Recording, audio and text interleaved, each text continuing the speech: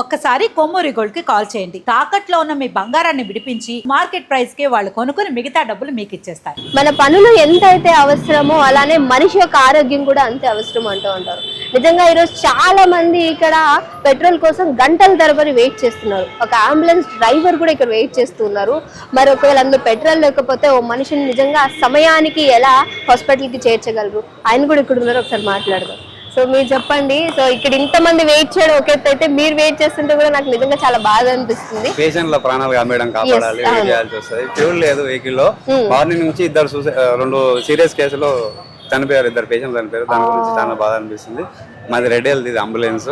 పొద్దున్న వచ్చిన 10 గంటల నుంచి ఇక్కడనే వెయిట్ చేస్తున్నా. నేను వెళ్ళినందుకు 2 పేషెంట్లు టైం కి చేరుకోలేం. ఫ్యూల్ లేదు కదా మనకి. కానీ పబ్లిక్ ఎందుకు ఇట్లా అవుతుందో పానిక్ అర్థం కావట్లేదు. ఫ్యూల్ వస్తుంది కదా, ఎందుకు టెన్షన్ పడతారో అందరూ అర్థం కావట్లేదు. అంటే అవసరాలు అనేది మనిషి టైం కూడా అంతే ఇంపార్టెంట్ అని చెప్పేసి ఇక్కడ చాలా మంది ఫీల్ అవుతున్నారు. ఒకవేళ నిజంగా ఫ్యూయల్ ఖర్చు ఇంకా ఎక్కువ అయిపోయి, లేదు అని అంటే ప్రాబ్లం ఎక్కువైపోతే వాట్ ద సిచ్యువేషన్? మీరేం గవర్నమెంట్ చెప్పాలి అనుకుంటున్నారు? మేమేం చెప్పగలుగుతామండి, ప్రస్తుతానికి అయితే పేషెంట్లు కదా మనకి ఇంపార్టెంట్. మనుషుల ప్రాణాలు ఇంపార్టెంట్. కొంచెం పబ్లిక్ ఆపొచ్చు కానీ పేషెంట్ల ప్రాణాలు ఆపలేం కదా. మనం ఏం చేయగలుగుతాం?